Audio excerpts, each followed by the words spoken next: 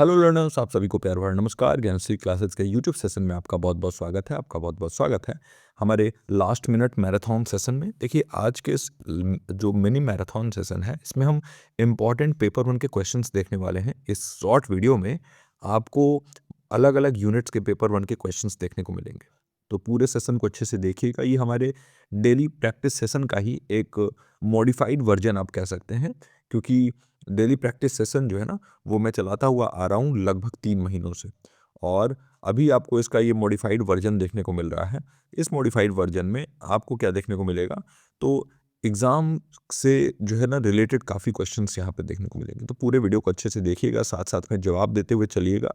और जैसा कि आप हमेशा करते हैं कि जब भी मैं क्वेश्चन करता हूँ, आप नीचे कॉमेंट सेक्शन में जो है उसका उत्तर जरूर दीजिएगा। आज है 25 दिसंबर, तो सभी को हैप्पी क्रिसमस डे। और स्टार्ट करते हैं आज के इस इंपॉर्टेंट लेक्चर को। पहला क्वेश्चन है हमारे सामने, how does reflective teaching differ from traditional teaching in terms of learning objectives? परावर्तन शिक्षण सीखने के उद्देश्यों के संदर्भ में पारंपरिक शिक्षण से कैसे भिन्न है?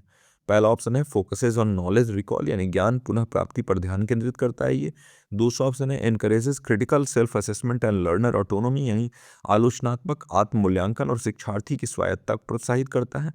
तीसरा ऑप्शन है usage a rigid curriculum structure, यानी कठोर पाठ्यक्रम संरचना का उपयोग करता है।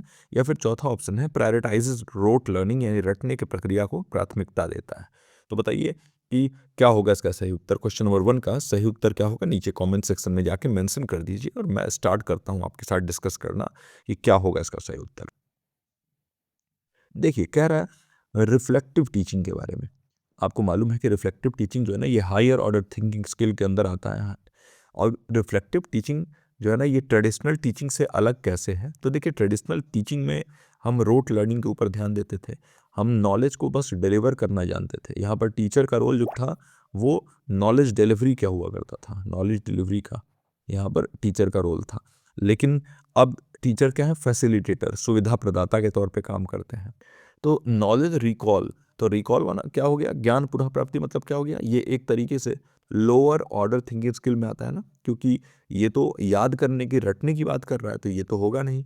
कह रहा है कि रिफ्लेक्टिव टीचिंग कैसे अलग है। दूसरा ऑप्शन जो है, encourages critical self assessment and learner autonomy.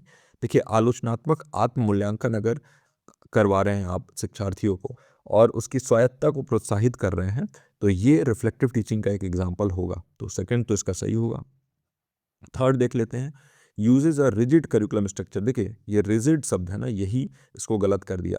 कभी भी करिकुलम, आपका पाठ्यक्रम जो है ना, ये रिजिड नहीं होना चाहिए, बल्कि फ्लेक्सिबल होना चाहिए, ये लचीला होना चाहिए। इसमें बदलाव आप कर सको जो लर्नर के नीड्स हैं, जो ज़रूरतें हैं, उसके हिसाब से, है ना।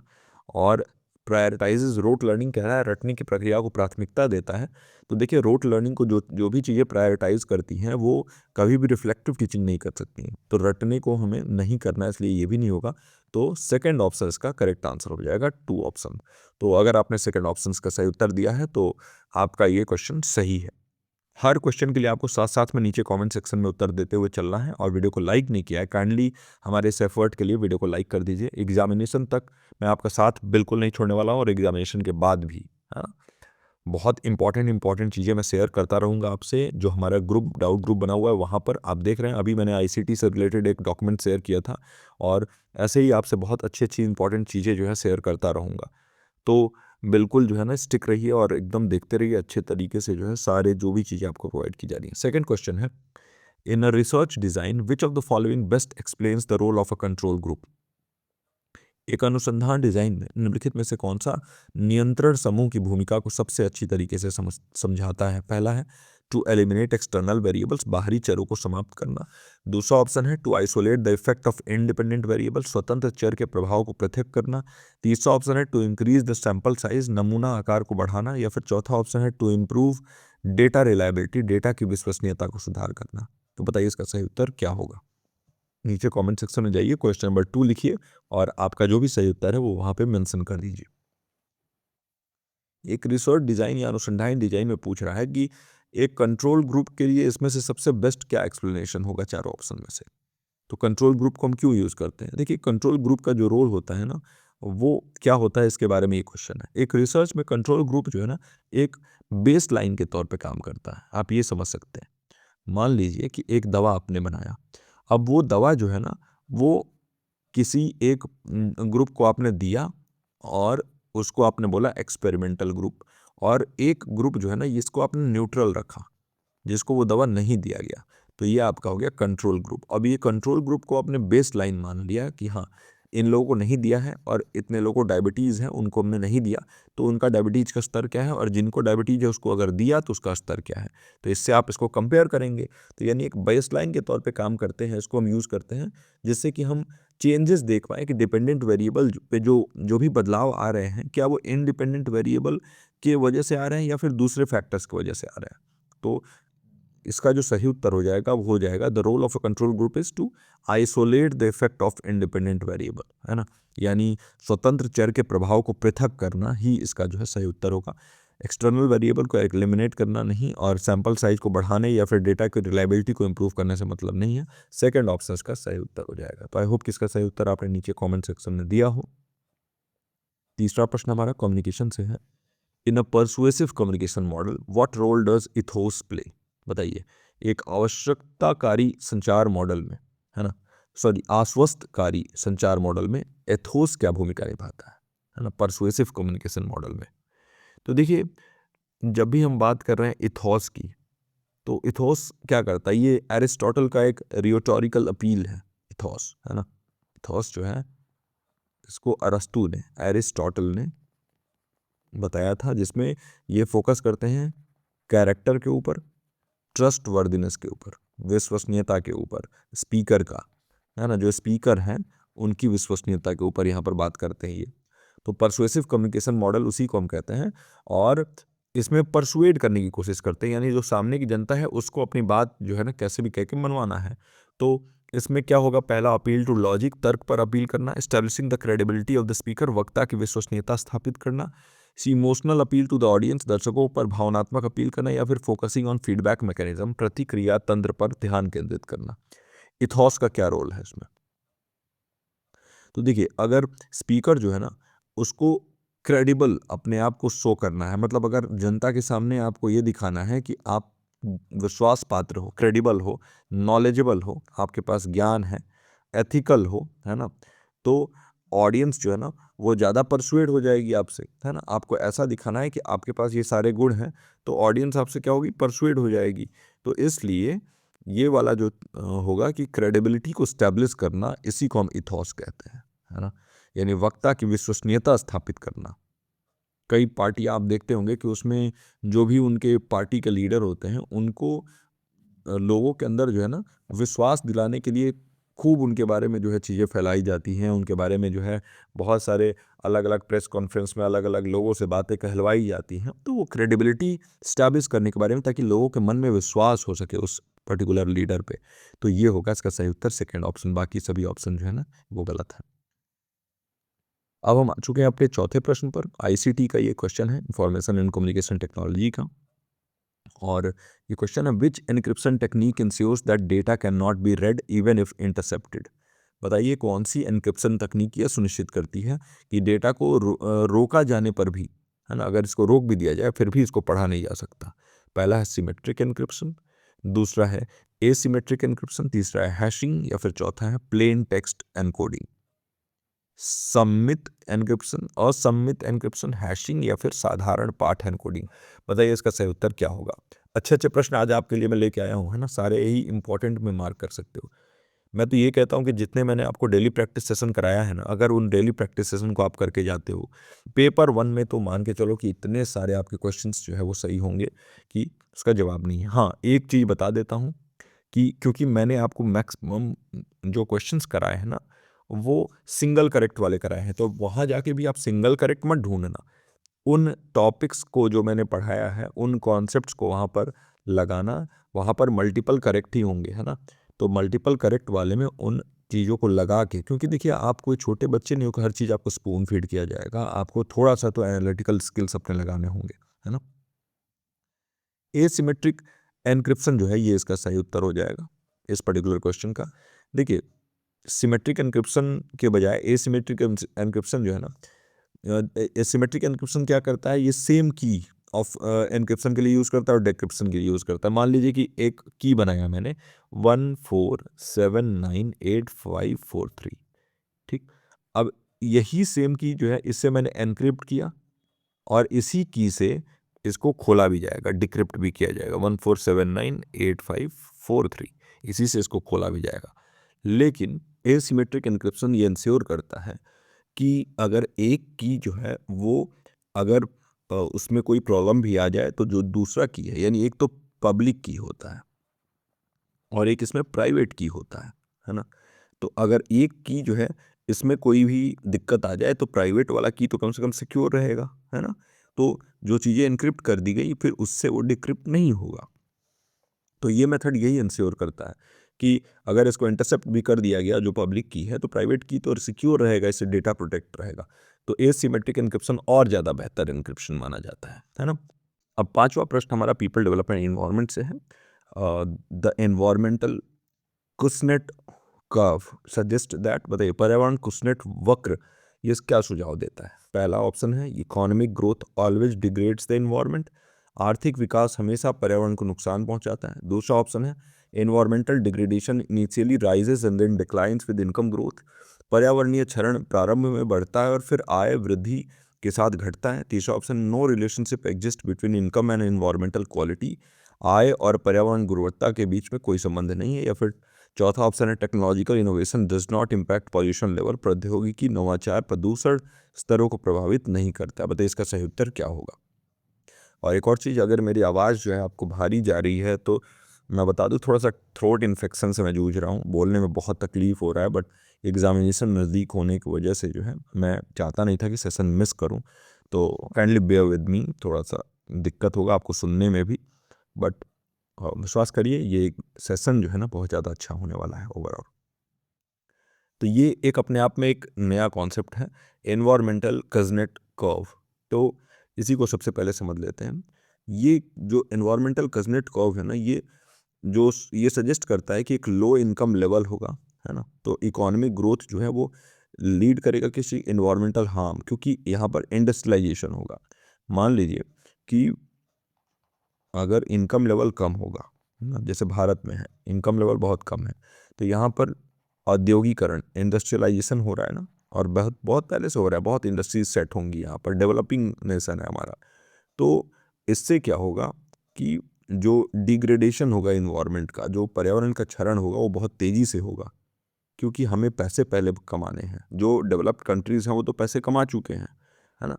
तो यानी कि इसमें क्या होगा कि इन्वायरमेंटल डिग्रेडेशन तो सबसे पहले बहुत तेज़ी से जो है वो इसका चरण होगा, बहुत तेज़ी से राइज होगा, लेकिन फिर धीरे धीरे करके ये कम हो जाएगा इन्वायरमेंटल डिग्रेडेशन, जैसे जैसे इनकम का ग्रोथ होगा, है ना। इनकम बढ़ता जाएगा, इन्वायरमेंटल डिग्रेडेशन कम होता जाएगा। तो ये सोसाइटीज़ जो है ना वो इन्वेस्ट करती हैं क्लीनर टेक्नोलॉजी में, जैसे जैसे पैसा आने लगता है। तो अभी इंडिया को आप देख रहे होंगे कि पूरी तरीके से इलेक्ट्रॉनिक व्हीकल्स पे शिफ्ट हो रहे हैं। हम 2030 तक हम चाहते हैं कि हमारा जो है ना मैक्सिमम जो कार्स हैं वो ईवी हो जाए, है ना। तो ये क्या है, ये क्लीन टेक्नोलॉजी पे शिफ्ट होना है।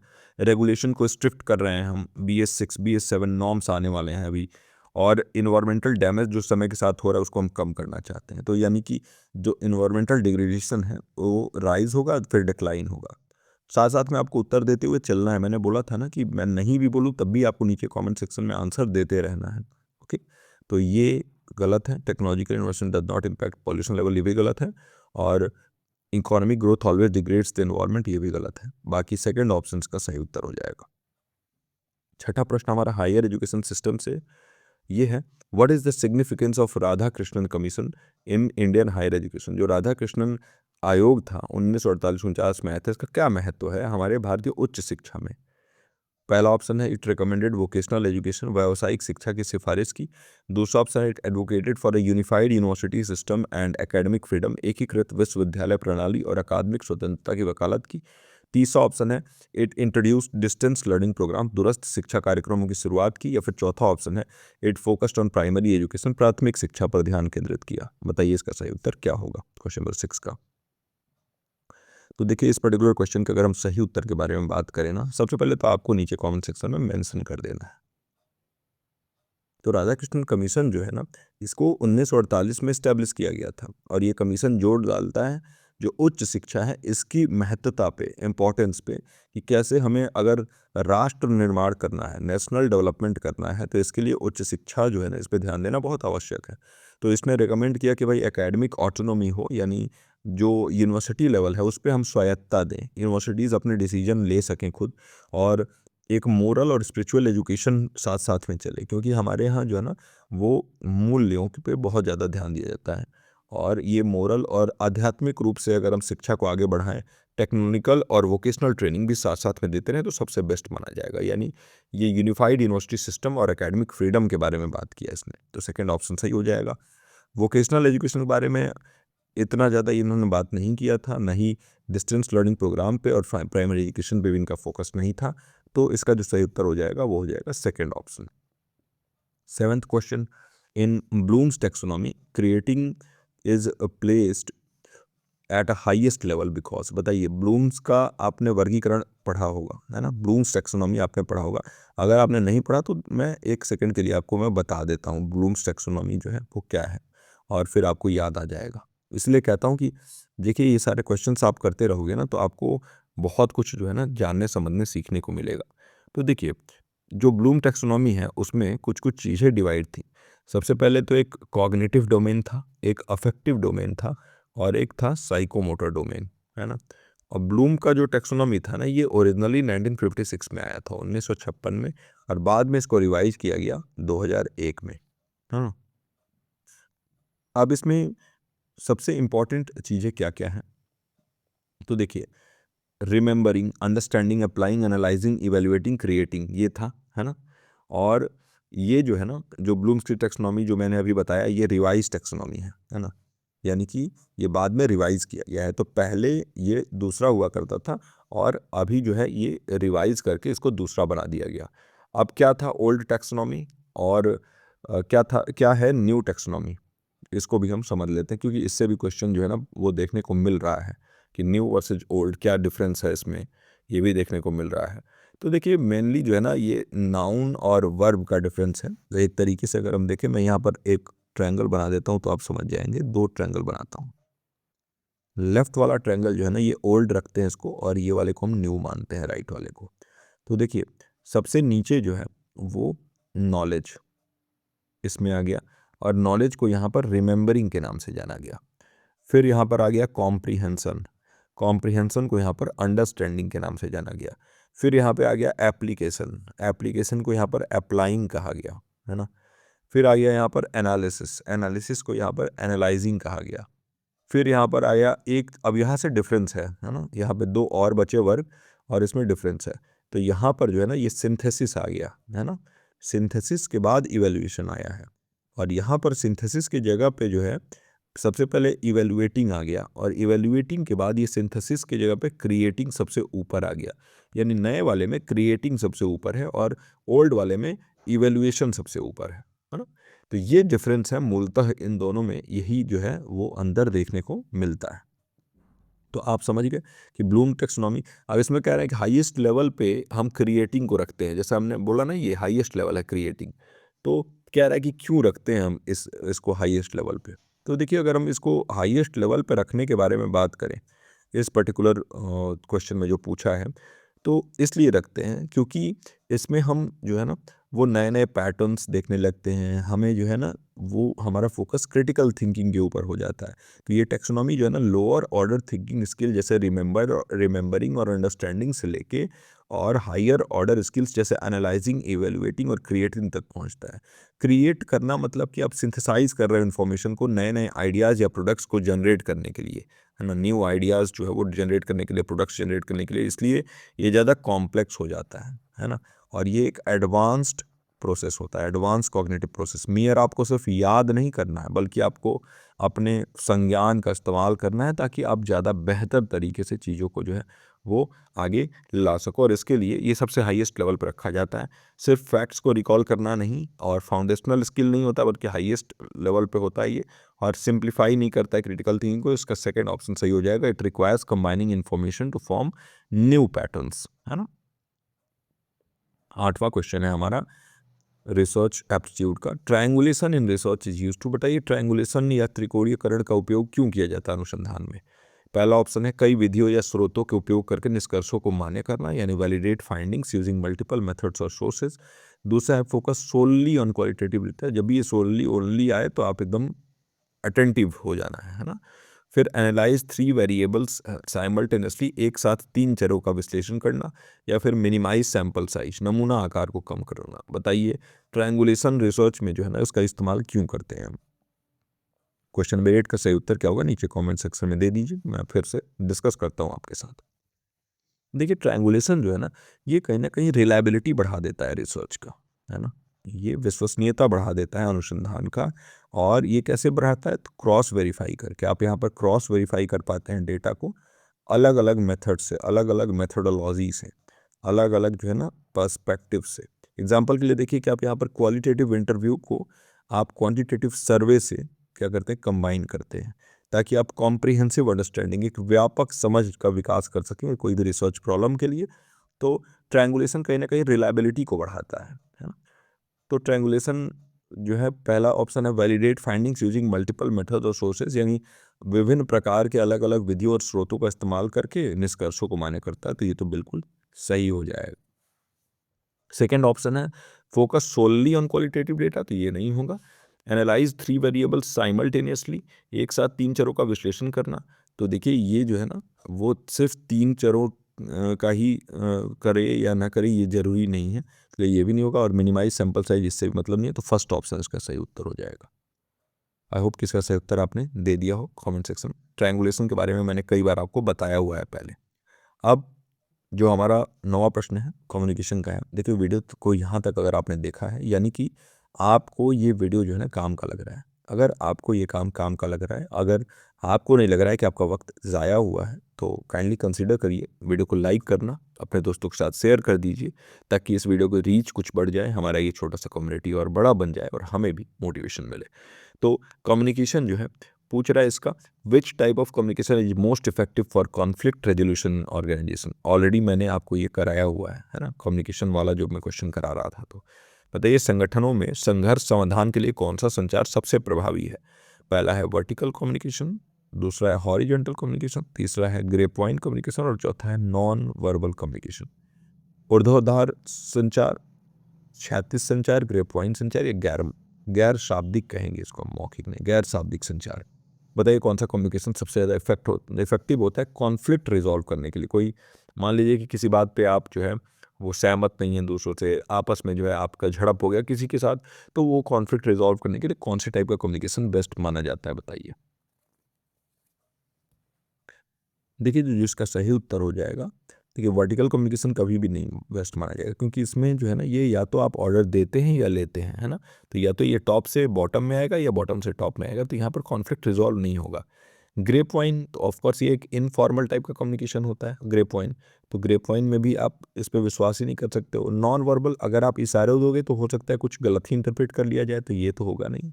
हॉरिजॉन्टल कम्युनिकेशन इसका सही उत्तर हो जाएगा। हॉरिजॉन्टल कम्युनिकेशन आप बराबर के लोगों के साथ करते हो, जैसे जैसे जो भी आपके सहपाठी हैं, जो भी आपके टीम मेंबर्स हैं, इनके बीच में आप हॉरिजॉन्टल कम्युनिकेशन करते हो। तो हॉरिजॉन्टल कम्युनिकेशन जो होता है ना, ये कॉलीग्स से डिपार्टमेंट्स के बीच में होता है, जो सेम हायरार्की पे होते हैं, सेम लेवल पे होते हैं।